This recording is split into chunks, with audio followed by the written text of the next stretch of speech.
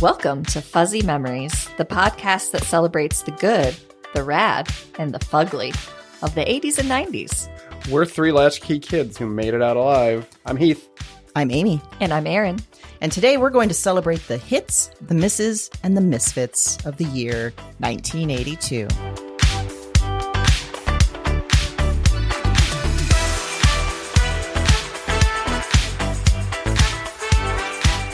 Hey, everybody. Hey, we're back. We're back. Hello. Hi, Heath. Hi. Erin. Hey, we have two really important things to check in on. Okay. And it's just random. Okay. I'm just going to go in the order that you're sitting by me. But okay. He ran a half marathon since we've last been here. Yes. You got an award. Okay. These, I don't, I have nothing to be clear, but I really think both of these deserve a check-in.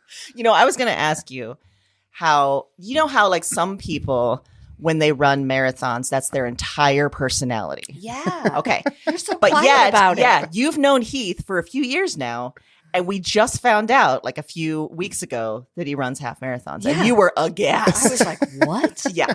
I had so many follow-up questions. Yeah. Yeah. So how was it, Heath? Tell us all about it. It was pretty good. Yeah. I did all right. You know, I didn't win. I didn't lose. What is losing in a half marathon like that? I think coming in last is what I would say. Yeah. And someone had to, and for that person, I'm sorry. Well, but it wasn't you though. Yeah, it wasn't me. Someone had to finish last. Mm-hmm. But I did, and I think I said this. I don't think I said it when we were recording, but my motivation for doing this is just that I remind myself that people I went to high school with can't, and I can. Which was such a pure motivation. So relatable. So relatable. If anything was going to get me to run, it might have been that. It might have been that. Yeah. I will say, though, that someone I went to high school with did run it, though. I saw on social media, but I finished first. Yeah. That's right. It, school mate. Yeah. I didn't know where it was going, but I was here for it. I didn't either. Was it packed? Because they said they had a bunch of turnout because one in Minnesota or something got... Yeah, there was a canceled. lot. There was a lot of people, and the way the route was set up this year, usually the roads are wider, so you get to spread out a little bit more. So about the first mile or so you were very much packed in there with strangers. So see, that's when you trip and you fall and you break your jaw. That's no good. and then it was early in the day. I hadn't eaten much, so I might have been able to go to the hospital. Nope. It was early in the day for me, and I had eaten. So nope. Yeah. You know, last time we recorded, you said that your tits had blown off at the Beyonce show, and they were still in Kansas City, which is good because I hear that tits can get rubbed off in half marathons. Yes. Are you still here now? Are they returned? Are they safe? They're safe. Okay, yes. Good. But that's real. Like, if you wear the wrong shirt to run a long race like that, like it's a problem for weeks. I've seen people with like blood just down their shirt. Yeah. What would be the right shirt? Anything that doesn't have anything that doesn't have like a decal or something on the front, because if there's like lettering or like something that will rub weird, because you're kind of bouncing the whole time. Yeah. I made that mistake once. I bought a shirt to wear for a race and I had not worn it before, and it was a little bit like it kind of had a fiberglass feel like on like my chest and my sides and my stomach, like it's just this where the shirt moved all the time. So I don't have that shirt anymore. I hope you burned the shit out of that shirt. I'm horrified. Yeah, me too. That's such a visceral image. I picture so much cross hatching all over his body. Just swatches. And I'm like halfway through this race and I realized this is a problem. Things aren't going well. And at that point, what do you do? You just have to keep going. Yeah, right? I mean, your other option is to, take your shirt off and, topless running is not really my jam. Yeah. So for part of it, I just kind of tried to pull it away from me. But then you're focused on that as you run. And you can't really run with like your arms out, so yeah. So we got an insight into Heath Smith that was very important. Yeah. Yeah, and I beat a classmate from high school. Yes. I beat a coworker who's considerably younger than me. Yeah. I beat my massage therapist. Yes. Amazing. This is success. That is success. Yes, well, maybe I did win. You know what, you guys? Maybe I did win. I talked myself into it. You won. I would say winner. not one sounds like it's done. I think you're winning. Exactly. You can take all that. Yeah. In other great news, we got the wonderful honor and pleasure of watching you receive an award on this past weekend from the Des Moines Public Library. Mm-hmm. Was it author of the century? Is that what it was? Yes, Yeah, it was. I think so. I mean, I don't think that's what they named it, but it obviously was. That right? was implied. That was implied. Absolutely. Yeah. Yeah, it was great because you guys were there and a bunch of our friends were there. Your husband moderated the Q&A with Andrew Sean Greer. And yeah, it was a fun night. It was a great night. And usually I'm racked with panic leading up to anything like that. I even did a check-in earlier in the day because I was just like, I hope she's all right. Do we have a runner? Another kind of runner? A runaway bride situation. Right. That would have been pretty good. Is someone going to have to go out there and accept this award on your behalf? I did offer, if you needed me to create a scene, if you froze, that we could just all yell something and run out. Yeah, because there was, I had to make remarks. Yes. At, after getting the award. And yeah, there was a little bit of nervous there. But usually, like, when I'm speaking in public, for the first 5 minutes, I can't quite catch my breath. Right. And that makes me so much more stressed and panicky. Mm-hmm. But this time around, I didn't have that. And it was wonderful. It was like, is this how other people feel? This is great. It was, you were in your element. I felt like it nailed it. It was great. Perfection. Well, it was good. It was fun. But then it also leads to my unmitigated gall. Oh, good. Oh, Perfect. yeah. Which is auctioneers. Those rat bastards. So, yes. So listen, auctioneers, they probably have a role and a time and a place. Probably at a farm. I think we learned that. Yeah, we learned that. Or, like really fancy hoity-toity auctioneers at like Sotheby's and stuff like that, right? Yeah. However, the time and the place is not an event for a public library fundraising situation. And I might add, not at the end. No, not at the end of the night when we are all like, let's get the hell out of here. And these two guys come up with way too much energy. And listen, they were trying to raise money for the library. Great. They were auctioning off a few different things, but it was like, this is not appropriate for this time and place. And we were sitting so far up front that it was so loud and so abrasive. And I think all of us just sort of sank down in our seats. Like, we want to disappear and we want this to never have happened. Yes. Anything to add about auctioneers? Since you experienced it with me, you probably have some gall about that too. Well, I know the one guy he mentioned how much weight he'd lost. And I was just like, I'm not sure we care. I mean, good for you, I guess. But like, what does that have to do with what's going on now? And what was the deal with your paddle? The paddles were book covers, right? Yes. And Amy's paddle had Nick Nolte's biography. That was the book cover. Like, I didn't even know that was a thing. Yeah. They gave each of us paddles when we checked in for this auction, which I didn't realize at the time because we were just like, paddles, great for fanning because it was fucking hot in here. Great. Yeah. Yes. And then we realized they were for a purpose, and it was for an abomination of a purpose. And all of them had covers of books by people connected to Iowa. Because Nick Nolte was a keynote speaker at this like a while ago. He was? Yeah. Can you imagine going to that event? That would have been interesting to watch. Yeah. I would have liked Michael to do the Q&A with him. Yeah. Yeah. I would have liked the book cover to be his mugshot. That was pretty epic. Yeah, that'd sell more copies. Yeah. Yeah. So yeah, unmitigated gall of auctioneers to come and try and take over an event that had a theme and a mood and a chill, and then just fuck it all up. Yep. Yeah.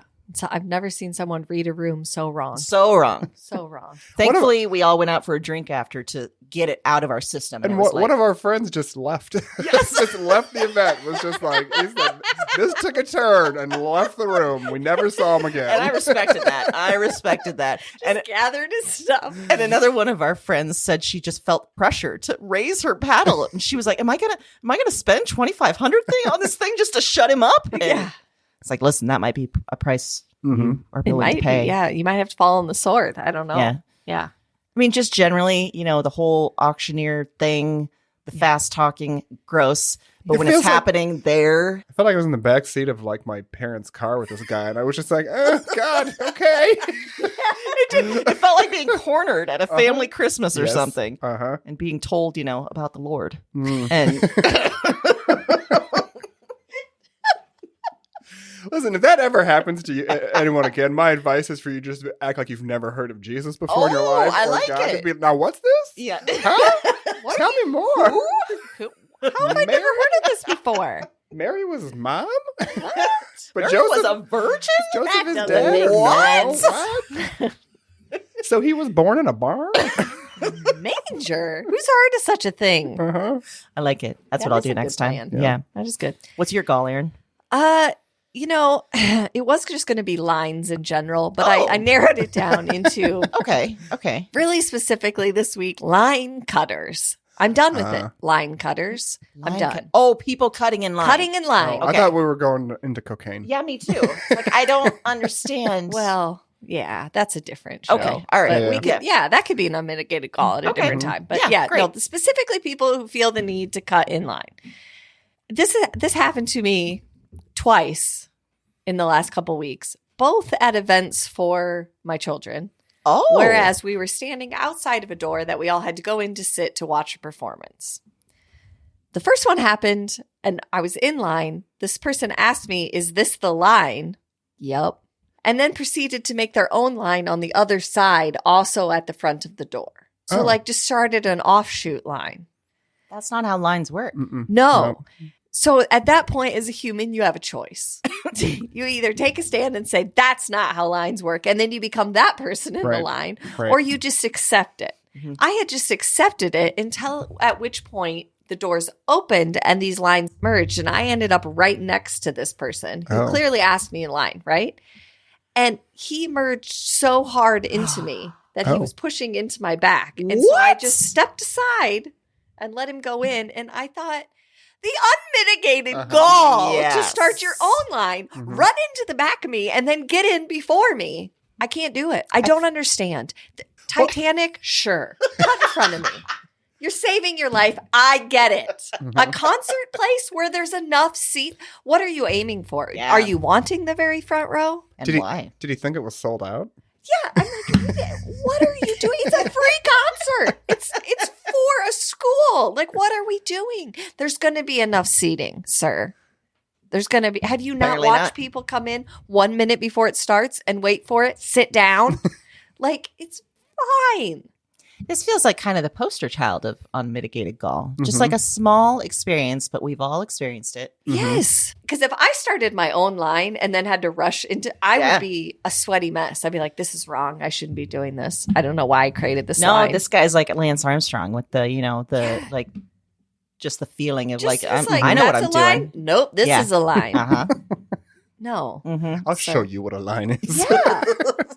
And the worst part is that then lots of people joined his line. Oh, man. So then there was just chaos. And I was like, there's clearly like they had it marked. Like It feels like that happens at airports all the time. And it drives me absolutely batty. And I know that I need to prepare myself for that, but that doesn't help in the No. doesn't time. help. The way people behave at airports and Oh on my planes, like I'm ashamed for all of us. I mean, and sometimes it's the flight attendants and the people that work with the airline too. Like it's just, I don't know, man. Like just, Yeah. It's just, And I know that you hate flying in general, Right. but like, what do you think is the worst example of gall at the airport? My husband and I went to Palm Springs last spring, and when we were flying back, we were at the Palm Springs airport in line waiting to check in. We were in a long line, right? You could see the airline we were flying. We flew Allegiant, you know. I had my doubts. Turned out okay. There was one Allegiant flight leaving that morning, and it was the one we were on. And these people were in line behind us, these rich people, who just were panicking that they were going to miss the flight because they didn't think that the line was moving fast enough. And it's just like, you can look at the thing. Like, this is the only, like, they're not going to just take off with all of us still in line. You know, that's not the way this is going to work. And so they went and they apparently had paid extra to be in front of the line or to get some sort of preferential sign in. And so they kept people something. Yeah. They kept, which you can do. Like when you buy the tickets, you pay like an extra $20 and you're like, you know, you're going to go to the cordoned off line or whatever. But it like, why? Again, like just you're getting on the same plane. Yeah. You're going to land at the same time.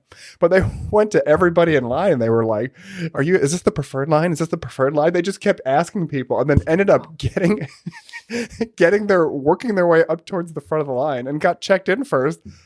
And then when we went to the gate, like they were just sitting there. Like, it's just like, what are you doing?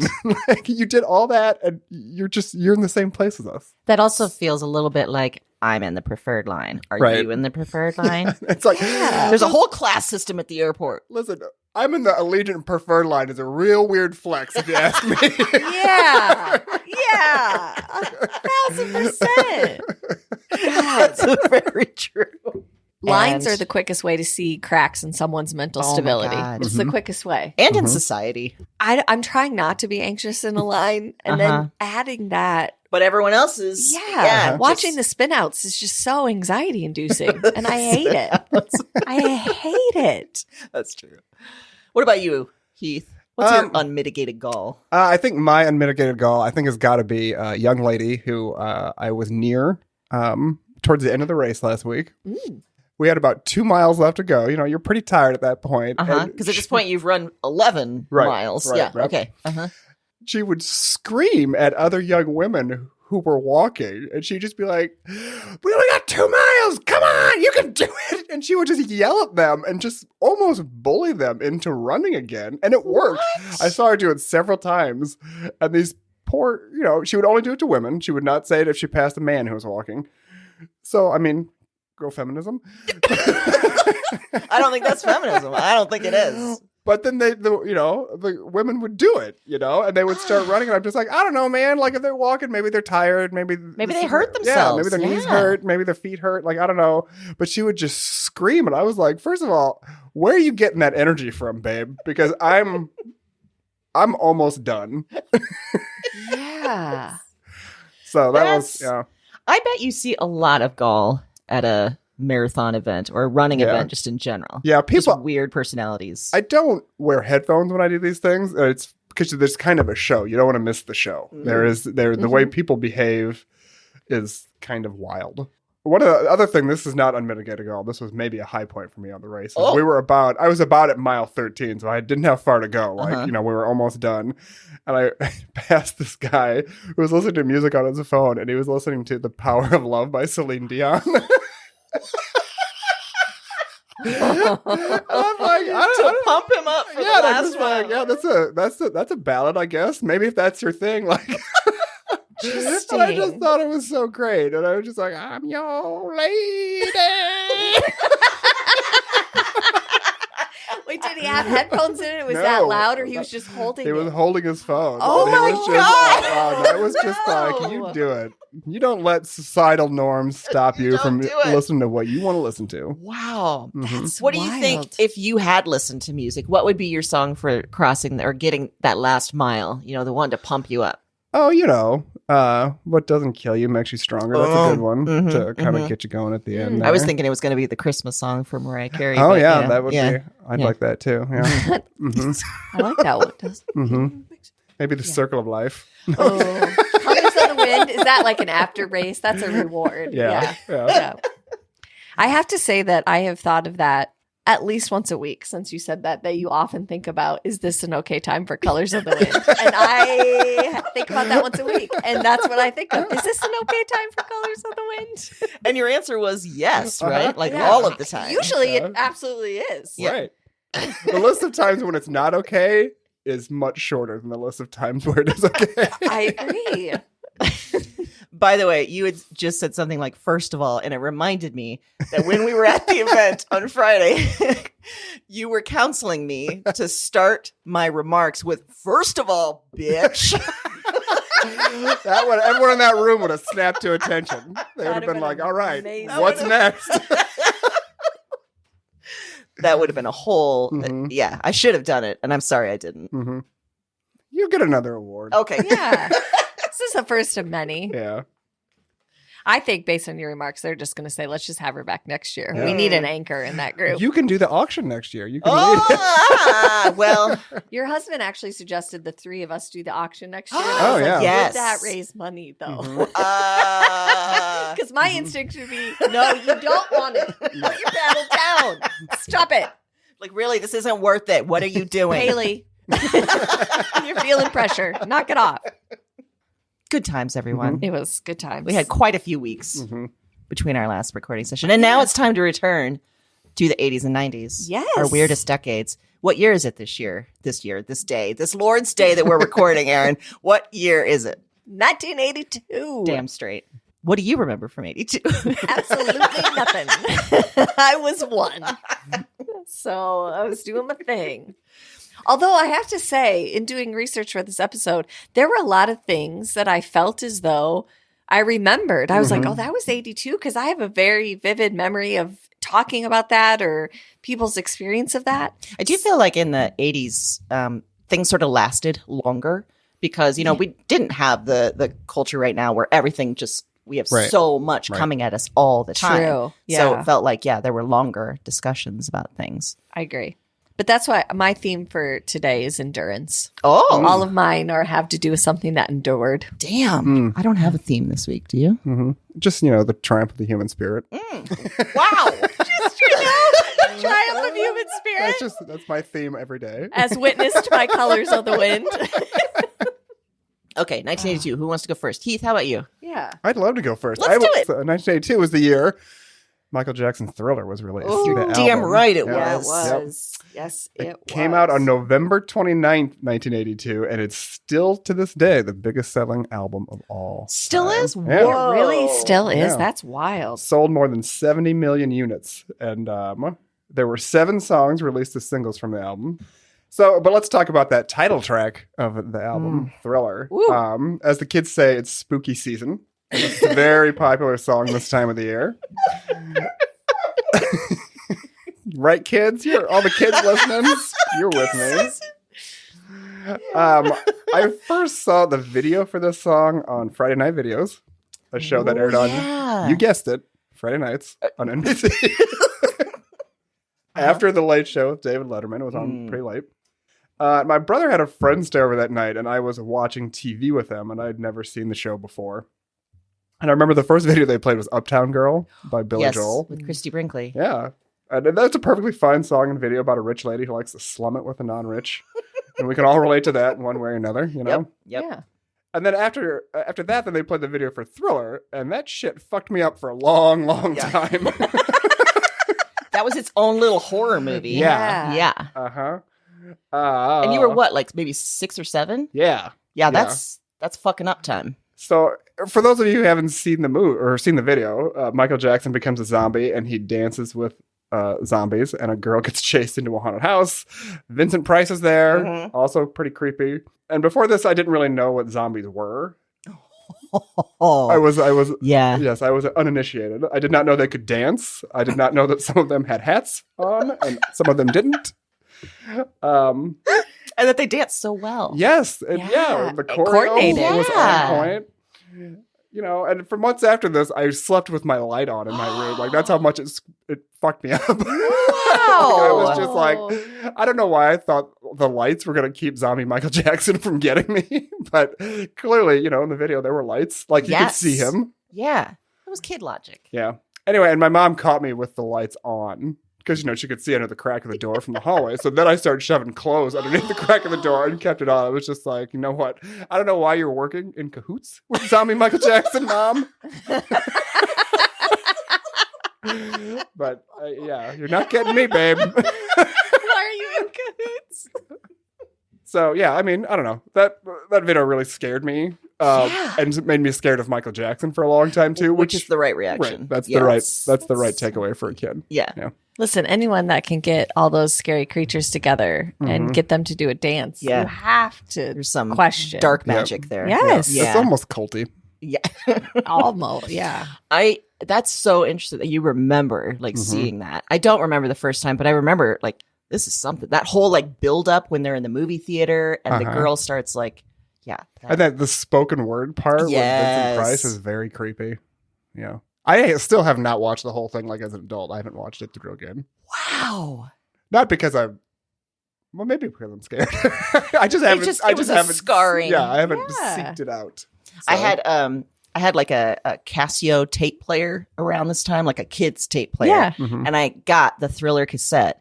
and that and Like a Virgin, and I played them so much that I broke the tape player. I love that it got broken by Thriller and Like a Virgin. I didn't know what a virgin was, but I liked it. But yeah, it's a good song. How about you, Erin? You know, the thing that endured for me from 1982 and really is still enduring was the Tylenol tragedy of 1982. Yep. Happened around September 29th. 7 people died because first started with a young girl who was sick, given Tylenol, died. Turns out it was cyanide because somebody thought it was a great idea to open Tylenol packages and put in capsules of cyanide. And the reason I say it endured is because we ended up with tamper-proof packaging after this, which good. I don't know why it took a cyanide poisoning for us to get there. Right. But what was the little girl sick with? no, it never really said all right. what she was. She wasn't feeling well is all I got. Did she have the vapors? Yeah. Was it consumption? What was It it? was the little girl from Exorcist. And they were like, give her Tylenol. Whoa. Oh, you know what it probably was, honestly, since it was a little girl? It was probably like she was actually had like feelings. And they were like, she's hysterical. Give her a Tylenol. And then they were like, see, she was a witch. She died. Yeah. She died. She died. Nobody dies from Tylenol. It's always something with these little girls. I remember that. I mean, for being one, I have vivid memories of that. Like, oh, you have to be careful. We need to check the packaging of everything and make sure it's not been tampered with. It was like it opened up this whole idea that, you know. It was probably the basis for all the rumors later of like razor blades and Halloween candy and stuff like that, you know? The fact that like, well, if you can put this in Tylenol, what can't you put in Halloween candy? I saw Shit to fuck you up. Yeah. I love that. I love that how people say that every year at Halloween. That people are doing people won't even hand out a full size Snickers, but yeah, they're gonna take the time to put a razor blade in a fun size Milky Way. All right. I know. I saw a meme that was like, "Listen, drugs are too expensive. Right, no one's drugging your kids for free. No. Like, it's not a thing. It's not a thing. It's not a thing." Yeah. Did they ever find out who? I do believe that they did find the guy. Yeah. Was it Nancy Reagan? It was Nancy Reagan. Yeah, it's a little known fact in a You mean the werewolf. blowjob queen of Hollywood? Yes, that one. That's the one. That's it. That's the Reagan. If you didn't listen to our last podcast, Broads and Books, there was an episode where we were talking about like celebrity memoirs or something. And Heath was a guest, and he brought the wonderful nugget that Nancy Reagan was at one point known as the blowjob queen of Hollywood. That was in the news recently too. Yeah. Well, yeah, somebody it had something to do with Madonna and somebody. Oh, yes. Nancy Reagan had criticized Madonna about something way back in the day. And then people were like, well, you know, she's the blowjob queen of Hollywood. And since it's the internet was like, don't slut shame Nancy Reagan. That's not what we take away from this. We take away the title. Yeah. Yeah. Absolutely. So it was Nancy Reagan who put cyanide in the Tylenol. Yeah, Okay. it was. Yep. It Sounds might have right. been Ronald and she took the fall for it. But yeah. That sounds Ronnie something was he would probably do. having the, the whoopsies, the mental stuff already. Yeah. He forgot. But then she started the Say No to Drugs campaign, so all was forgiven. Exactly. Yeah. Exactly. Just say no. Yep. You don't even need the Tylenol. It could No, poison just you. say no. But it does make me think of all those people at that time that just had like, man, I have a headache, but God, I don't want to die. So I don't want to I'll die. just suffer through. It's a trade-off. Yeah. And now we have the packaging that I can't open to save my life when I do have a headache. And I still just say, okay, I guess I'll just live with it. Maybe that's why you remember it, even when it happened when you were one. Yeah. Because it's resonated throughout your life. It is. It is. Well, my first one is a little story about a guy named Michael Fagan who broke into Buckingham Palace twice in 1982. That was in 1982. 1982. Ooh. So the first time he was drunk and he climbed over the and I think he's like in his early 30s. He has 4 kids at home and he's drunk one night and he climbs over the fence of Buckingham Palace and makes his way up a drain pipe and onto the roof. He then removes his shoes and socks and enters the royal residence through an unlocked window and then wanders the palace and sat in some thrones while he was doing it. Just trying him out. And he drank some of Prince Charles's wine that was given as a gift for the birth of William. Oh, cool. So is this low-key the first insurrection? Yes. Because they just found chairs to sit in and put your feet up on people's desks? Because he got away with it, he did it again. Oh. On my birthday, July 9th, 1982. Oh. So they never knew, the first time they never knew he was there. Like he got in and out and they were just like. In fact, he set off some alarms, but security was like, oh, it's probably fine. I think they were probably so like telling themselves, well, no one can break into Buckingham Palace, so of course it's fine. The alarms are not working. Or you knew what they thought of the royal family. And they were just like, I don't know. Yeah. Or they're like, just let it happen. Because the second time, July 9th, he did the same thing, and he made it to the Queen's bedroom. Oh, yeah. And we've all been there. Oh, wait, I'm thinking of Nancy Reagan. You're right. Sorry. So the Queen was sleeping, and it took a while. Once she woke up, she called for security, and it took a while for security to come, because probably they were just like, this is a prank or something. I don't know. And then she then gave him a scotch while they were waiting. And apparently, and there was a Crown episode about this. I was going to say, there was a Crown episode. I don't know how much of that was accurate, what they actually talked about, whatever. But they did catch him. But he never went to jail or anything like that. They weren't sure how to charge him because it was so unprecedented. So he just didn't get punished at all. And in fact, the next year, he released a cover of God Save the Queen with a punk band called the Bollocks Brothers. It's a wild turn of events. It's a wild turn of events. Apparently, he was sort of almost a reality celebrity after that. Yeah, I mean, for sure. If that would have happened now, he would have gotten his own TV show out of that, for sure. Yeah. Absolutely. So the 1982 version of that was to record a punk song. Yeah. Cool. I also like to think that maybe that was just his nice tribute to her. Cool, you didn't put me in jail.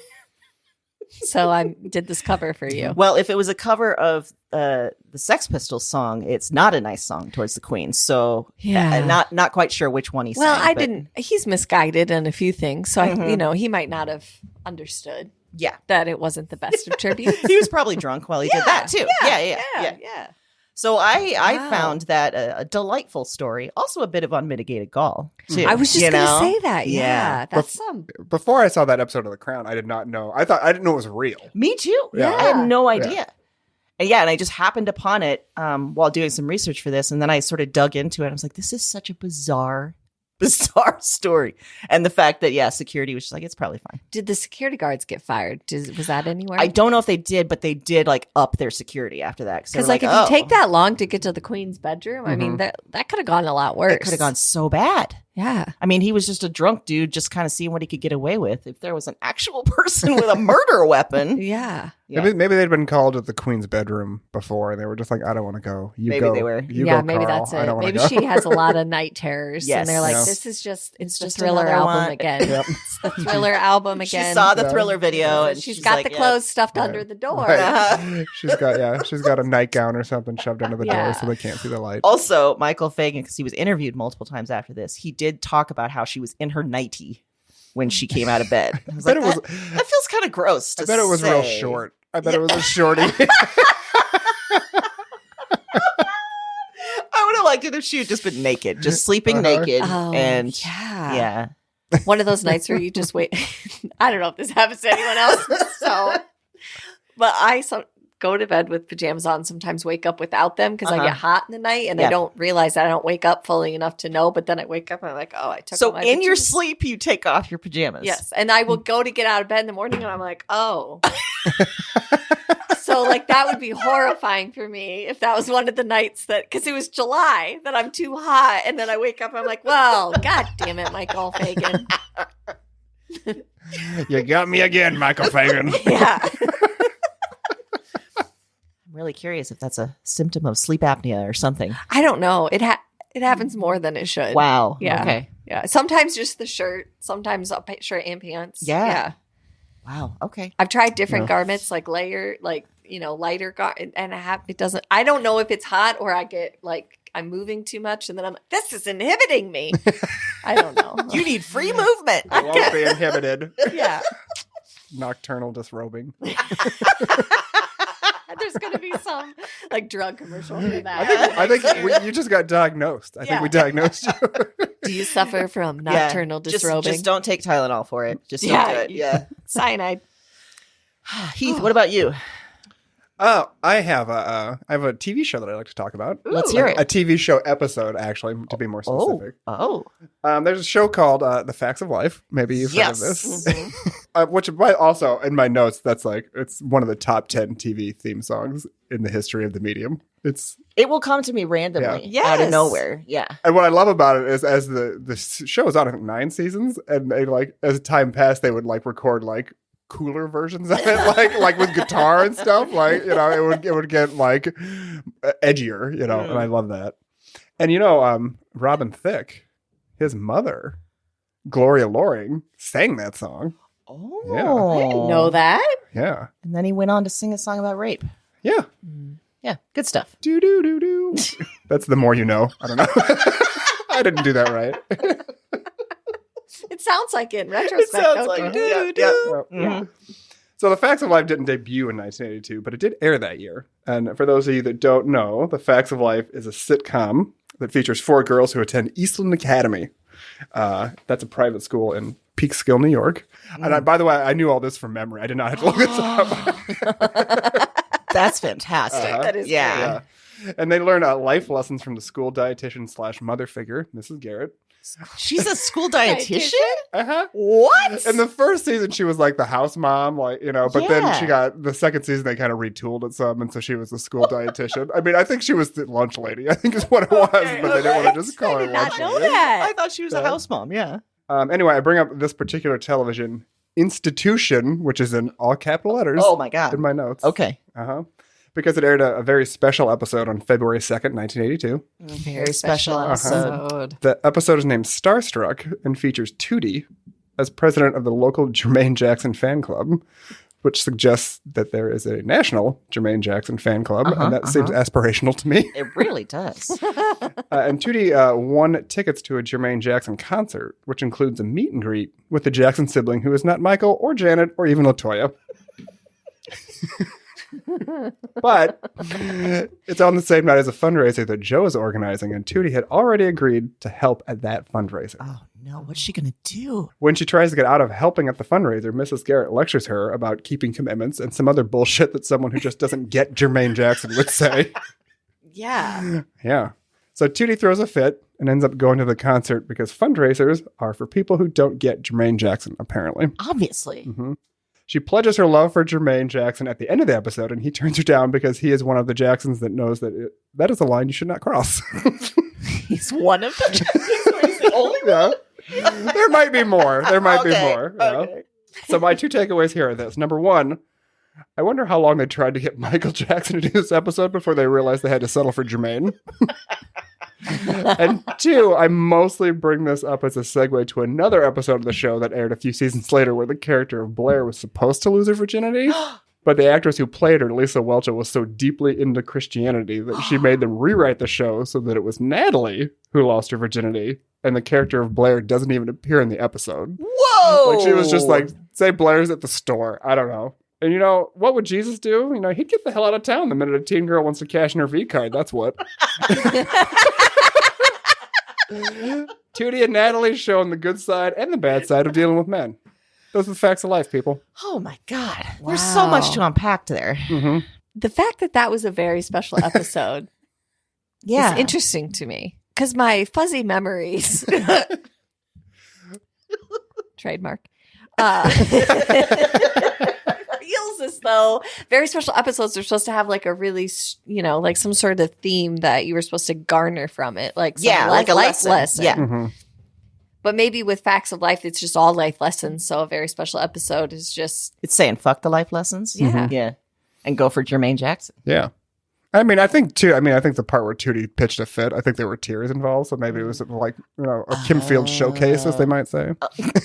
Yes. It was her Emmy reel. Yeah. After that. Uh-huh. And so the virginity episode. Mm-hmm. So Blair, like the person that played Blair was like crazy Christian. Yeah. Yeah. So did she ever have any relationships on the show? Remember that? Well, the thing is, because the character was kind of a flirt, and it was always like, that was her deal was always, there was just, I think they made a joke once that like, she made a joke that like, oh, men are like a box of Kleenex. What do you take one out, you use it, and look, there's another one. That was just sort of, I mean, that's sex talk right there. Right. What are you doing? Yeah. That's sex talk. Talk about Kleenex and men. If I've ever heard sex talk, that's it. That is it. So did you have a very vivid memory of this particular episode? The Jermaine Jackson one, not so much. The virginity one, I do remember. Okay. I do remember that. Because I remember they talked about it a lot. I feel like losing your virginity is a little more spontaneous. Yeah. It always, though, in like 80s and 90s shows, it was always such a huge deal. And not necessarily for the guys, of course, because girls, you have to remain pure. It always seemed very planned. Like, yes. There's a lot and of... we have to make it perfect, and we have to make it romantic, and we have to make all the things. And but honey, that's not how it happens. Yeah, they're putting too much pressure on it. Just be like, it's not going to be great. No, and you're not going to feel good. Let's be honest. Yeah. No. It's not going to feel good. They No, don't cover really, that. any very special episode with a virginity thing, it should just be that it'll get better. Yes. Yeah. It's going to suck the first time. It'll get better. The first few times. Yeah. You're not good at it. They're not good at it. Nope. No one knows what the hell they're doing. No. It's probably some jackrabbit sex.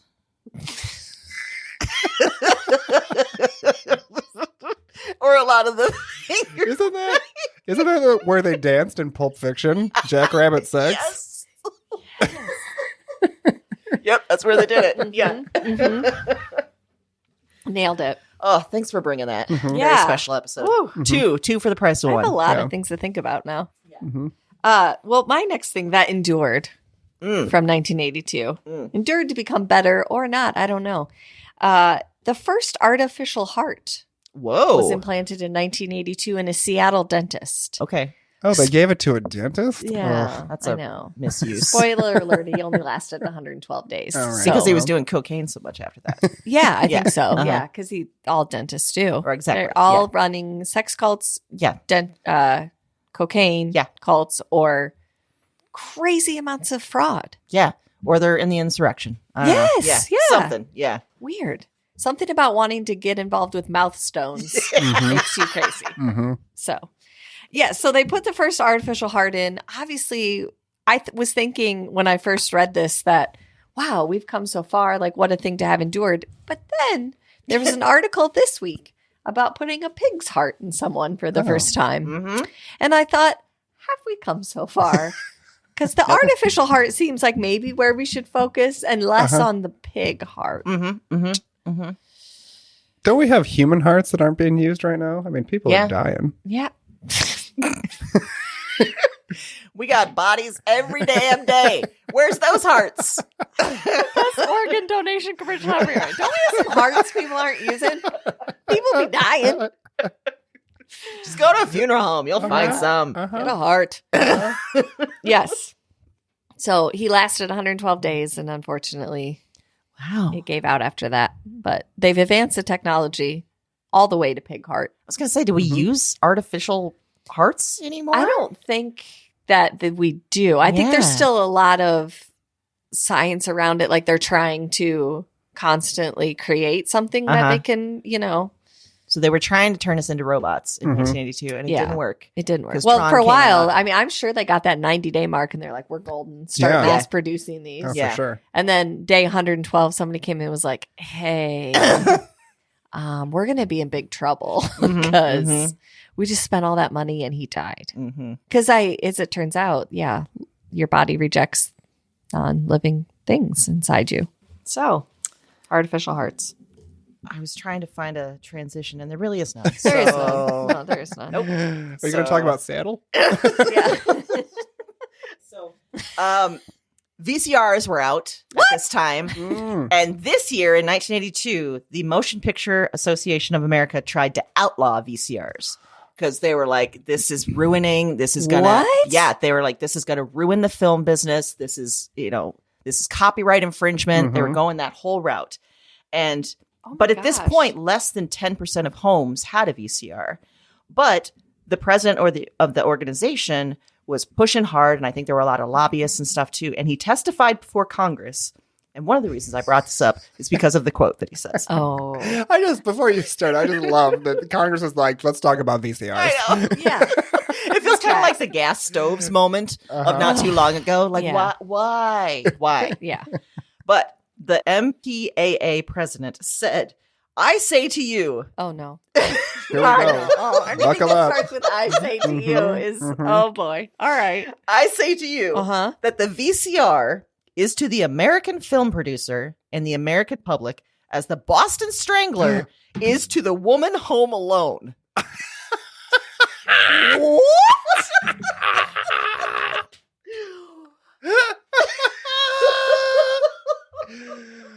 That's some chutzpah. Why are we bringing serial killers and dead ladies into the discussion? I don't even know. Who let him write his own remarks? Was there a writer's strike happening during this? Yes. Yeah, like I would have never thought that someone would go there. I had no idea that there was a campaign to outlaw VCRs. Yeah, Didn't know that. yeah. And then to say that this is what's going to happen to our movie and TV film producers. It also feels like a low-key threat against women who live alone. Yeah. Yes. You know? Mhm. Yeah. Mhm. And also it's your fault. Women Yeah, who live it's your alone. fault. Yeah. Right. And You if lived they're alone and you got strangled. women can buy these VCRs, they're not going to need a man. They're going to be at home alone. Exactly. Yeah. So, if they're not going to get killed by the Boston Strangler, they're going to kill your film career. Mm-hmm. Spoiler alert, this speech did not help. And Oh, what? VCRs were not outlawed. It helped Yeah. me. Yeah. Yeah. They went on to create joy in so many homes, including mine. Mm-hmm. I loved our VCR. It just seems really short-sighted. Like you would Yeah. actually be getting, like, spreading that joy. Absolutely. And I think it took a while, but then they realized this is a huge money-making opportunity, you know, Right. with like copywriting tapes and everything. And around this time, Betamax was actually more used than VHS. And that quickly changed. But yeah, so around this time, everyone was really scared about it, but eventually it came on to, you know, be a thing. It feels like, yeah, did they just not feel like they had the copyright laws Yeah. or what? I mean, I you think know, I think they honestly felt, well, I don't know what think- this guy was thinking. yeah, but that like, guy, notwithstanding that, No. because we have to put him to the side. I think they didn't quite see how it would work, and they thought it would draw people away from theaters if they didn't Right. have to leave the house. Mhm. Yeah. And I think they thought, recording things, TV shows and movies off the Yes. television was kind of stealing Yeah. a little bit. Yeah. Yeah. Which That's really, true. it's not true, because every movie I recorded off TV, I then went on to memorize. So I watched it a shit ton. Uh-huh. Uh-huh. Well, and most of those you, at some point when you have disposable income, you end up buying or having Exactly. your own. You know, those are the movies now you buy on DVD. That's how they end up And enduring and lasting. Yeah, it makes you a movie fan. It makes Yeah. you want to go to movies and then have that movie at home. And yeah, it's just more opportunities. Yeah, and obviously, they did figure out how to make money off of it because, that's how kind of Blockbuster became a thing and that whole thing. And I know in the 90s, like when a movie would go to the theater and then it would get released on VHS, it was like $100 to buy a copy of it on VHS. Yes. Yeah. So like Blockbuster and the movie rental places would buy all these copies and rent them. And then later it'd be cheaper for you to just purchase like a Target or Walmart to take Yes. home. And like we talked earlier about, things lasted longer Yes. in the 80s. And Yeah. this was, the life cycle of a film was a lot longer. Like it would play in movie theaters and then, rentals, and then you could buy it and all this stuff. And now like the movie comes out, you hold tight for 3 weeks and you And can it's, you can get it for $20 off. Or it's digital. immediately on Netflix. Yes. Yeah. But That's you're right. very Like true. it would take forever for a movie to make its way to video, let alone to, where you could buy it reasonably. Yeah. It reminds me this week related to pop culture now that Netflix came out that they're going to open brick and mortar stores in 2025 Yeah. but not even necessarily to rent DVDs. It's going to be like themed things from Netflix original shows, like Like it's going to be a souvenir shop. kind of like you can get merch. You could go like try food from some of their food shows. You could have like play Squid Game obstacle courses. What? Like from their popular things that were specific to Netflix, they were going to have like experiences. Like it would be like you would go out like almost like a, like an activity date night type.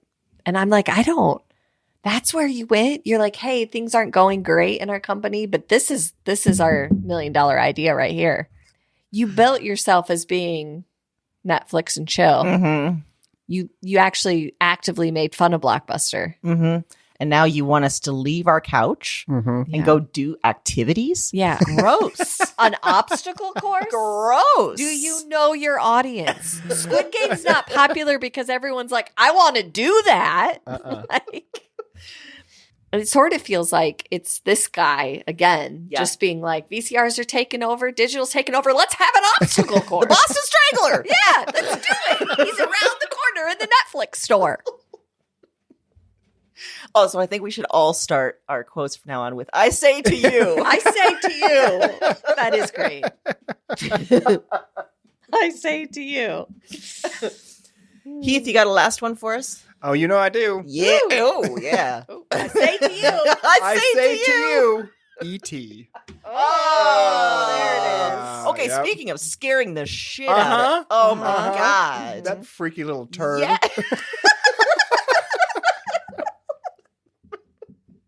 So everyone knows E.T. is one of Steven Spielberg's biggest hits, and according to Internet Movie Database, it was Drew Barrymore's 4th acting role.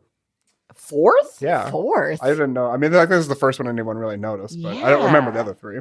And her character's name was Gertie, but the character was somehow not an 85-year-old person. I mean, I was like... Yeah, I thought, I mean, if I saw a picture of this and I was like, they were like, pick out Gertie, I'd pick out E.T. That looks like Gertie to me. Yeah. So, and I will say this, kind of jumping ahead a few years, that without this movie, her death in the film Scream would have seemed way less shocking. And for that, I think we all owe E.T. a debt of gratitude. Yeah. Mm-hmm. And it's interesting that she went on to star in that scary movie because E.T. scared the shit out of me when I was a kid. He was an alien, you guys, Like, he's not your friend. He's an alien. Aliens don't come here to, network. They're coming here to kill us. And I felt like his finger, that finger looked like it's stuck into the cigarette lighter of a 1977 Chevy Caprice. And I was like, do you not feel pain? Because your finger's on fire. In my research, I found that the movie studio kept E.T.'s appearance a secret before the movie came out, and I deeply understand why. Yeah. I remember very reluctantly going to see this movie, and my mom being annoyed that I was not having a good time. Because I was just like, he's going to fucking kill us all. So at this age, you had already absorbed the message that aliens are bad. Yes. They're going to hurt us. You were a fine purveyor of propaganda. Yeah. You were like, they're trying to convince us that extraterrestrials are okay. Yeah. But I don't remember the year, but there was that TV show, that miniseries V. Yes. Where the aliens came and they turned out to be lizard people. That, and I was just like, they're up to no good, you guys. It was around this time, like maybe 80, 81. Yeah. So, yeah, my mom was annoyed I wasn't having a good time. Sorry, I'm not just sitting here while this creature from space plots the downfall of humanity. But, by all means, enjoy the last movie you'll ever see, Mom. It does. I mean, it turns out that I was wrong about E.T. wanting to hunt us for sport. So, I'll admit that.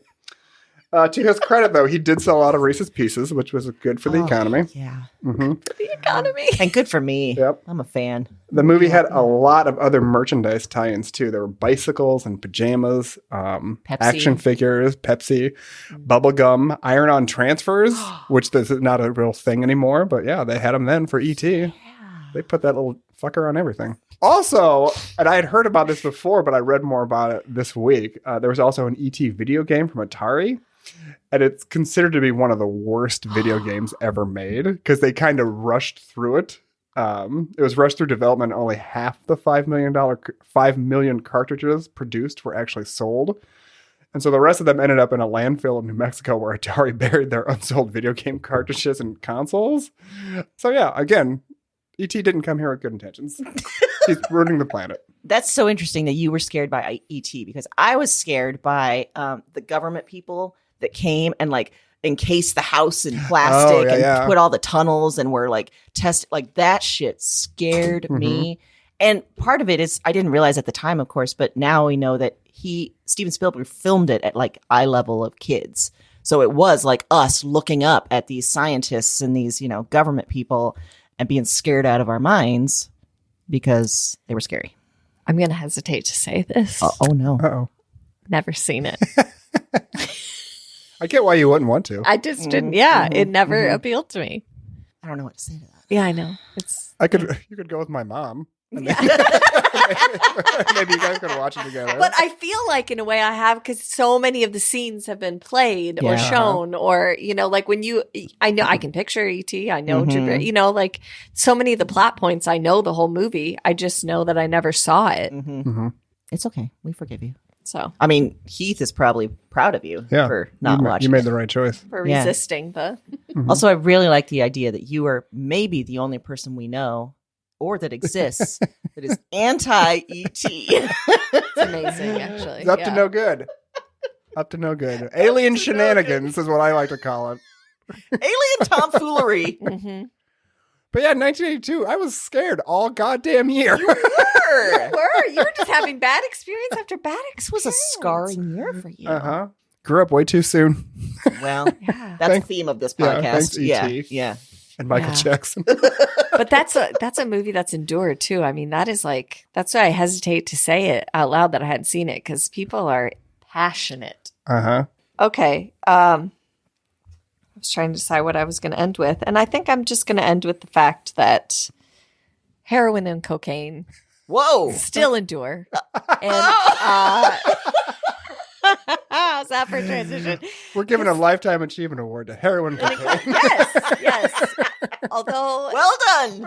But and for a reason, because as much as I was afraid of Tylenol, I was also afraid because in my small child brain, John Belushi died in 1982 from a heroin cocaine overdose. And I remember later on, as I sort of developed more into enjoying comedy, and I would watch old SNL episodes and old comedy specials. And I remember all this sort of talk around him about, the excess and then dying from that. And then later on down the line when Chris Farley. Yeah, Chris Farley. The same thing happened. And I remember that the way I processed that was like, oh no, you can just fall into heroin and cocaine so easily. Like, this is around every corner. My guard needs to be up, and I need to be on high alert at all times. And I didn't get that from Dare. No. I got that from John Belushi dying from an overdose of heroin and cocaine, because I thought, in my mind as a kid, I was like, you're so wealthy. You have all these, that's what I thought. You have all these opportunities. Like, how could this be happening? How could no one have stopped this? And that's when I realized you're out here on your own, people. People are going to let you burn out. And heroin and cocaine will always endure. They were right around the corner. They were just ready. They were in those candy bars of Halloween. They were in my Tylenol. They were everywhere. And I needed to be on high alert all the time. It did feel like as kids during that time, we were given a lot of responsibility that everyone was going to be pushing drugs on us. And we had to continually say no and be prepared. Like, I remember being coached to have your story ready. Yes. Right? Have your, basically what we call now an elevator speech of why you're not going to do drugs. That's a lot of responsibility for us. But also think back to Aaron at 8 being like, I'm not going to because John Belushi died. Exactly. What's wrong with you? That makes kind of sense for you. I do think, though, as young people, they also made it seem like heroin and cocaine would be around a lot more. We would have much more access to it. I don't think I have access to it now. I don't think so. But somehow, certainly not as heroin. Children. No. We were supposed to. It was going to be around the corner. It was I feel like I could make a couple calls and get my hands on some cocaine. But heroin, I feel like there might be a bigger ladder. Right. You live in Norwalk, though. Yeah. So of course, there's cocaine. They sell everywhere. it at Casey's. You get a big gulp and a lime and a piece of pizza. It's a Thursday special. And a lid that doesn't work. Never. Never with the lids that don't work. So that was a scary thing too. It was. It was just, I remember feeling like, oh, it can take anyone. I had somehow sort of separated the action. I missed that part of Dare, apparently, where there's, the active participation. But it just seems so prevalent. And they made it sound like you could be thrust into a world of drugs at any moment. Yes. And then you would never emerge out of it. That suddenly you were going to be in an underground cavern with just more drug dealers and bad people. Yep. James Spader around the corner. For sure. From Less Than Zero. All right, I'm going to finish this off with another weird story. Oh, I love it. This is about a fella named Larry Walters. Ooh, hot. Hold on. It gets hotter. Okay. He used a lawn chair and weather balloons to ascend to 15,000 feet above ground. Oh. On the way up, he lost his glasses and BB gun, which he had planned to use to shoot the balloons to descend. While landing... I'm sorry. That was your whole plan.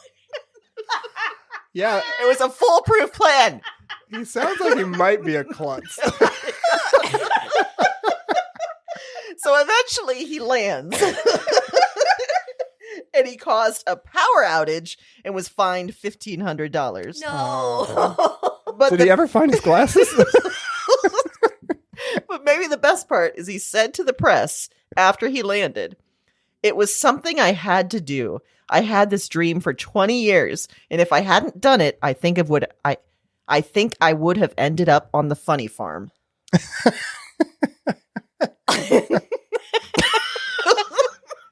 So you have national attention and you choose to use the phrase funny farm. And also, this has been your dream for 20 years? Why? And why didn't you have a better plan of where to Why stash didn't you have a BB gun? Right. He should have had a BB gun holder. You should have Why built. wasn't it strapped to you? Yeah. And for 20 years, you used a lawn chair and balloons. Like, you didn't plan any further than this. How did he get down, though, if he lost, like... That is a great question that I did not include in my notes, I'm so I assuming don't they know. just Alright. lost, like... Yeah, I probably just sort of started down and like... the official noise of all balloons deflating. Mhm. That tracks. Yeah. So you think he's hot after that? Yeah. Yeah. Funny farm. As- Yes. I've actually taken a hot air balloon ride, and I will tell Ooh. you that the whole thing does feel a little like there is no plan. Yeah. It's one of the more terrifying experiences Yeah. I've had. I've had to do that, too. Oh. You Right, too. yeah, And I it's didn't. right.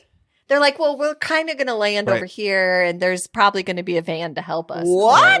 Yeah, when we did it, they were just like, well, they said they hadn't talked to the landowners, so they were just like, we might need to hurry and get out of there if they don't, if they're not happy that we landed in their field. What? And it's just like, okay. Was it you and Michael?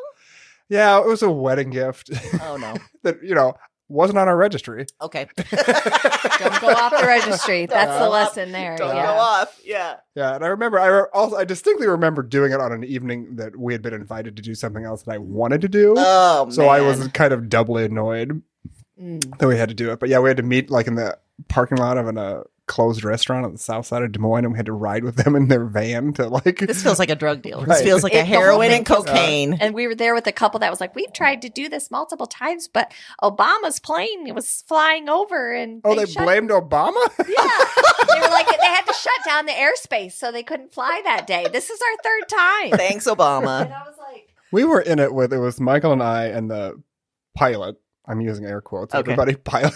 yeah. Uh-huh. And then it was two grandparents and their grandchild. So there were 6 of us crammed into this thing. And we were like shoulder to shoulder. We were touching Yeah. strangers. Oh, God. And it was just, I mean, I don't know.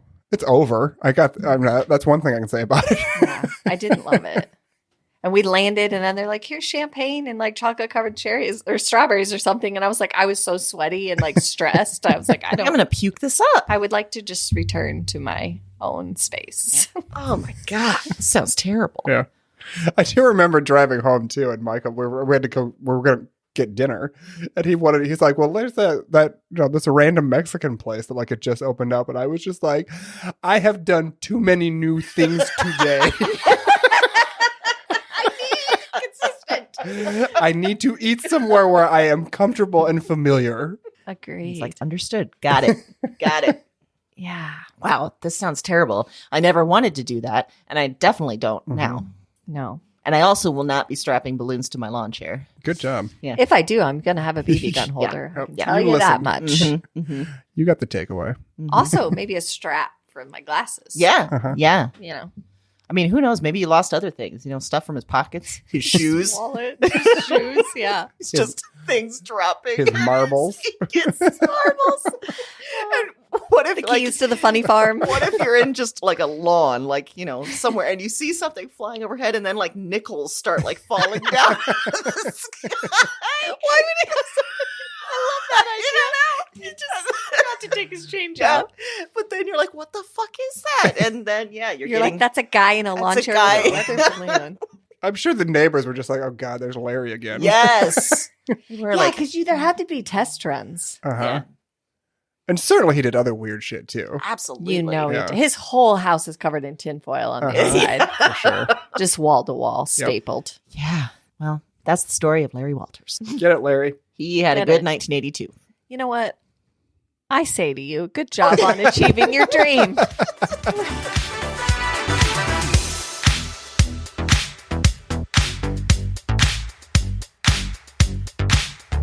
And I say to you, listeners, that we've come to the end of another episode. We have. It's been great. It's been so good. Mm-hmm. We're so good at this. We're so good. And listen, we're cooking up some other stuff. We got some ideas for some holiday specials. So stay we got tuned. some ideas just during this episode. Mm-hmm. Yeah. We're going to give you our own very special episodes, maybe. That's not a bad idea. Also, next week, Jermaine Jackson will be joining us. Yeah. Is he still alive? I hope so. Okay. Otherwise, we're contacting the dead. I'm about to look him up on Cameo and see if we can get one for $50. So look forward to that. Yeah. Mm-hmm. And until then, see ya. Bye. Bye now.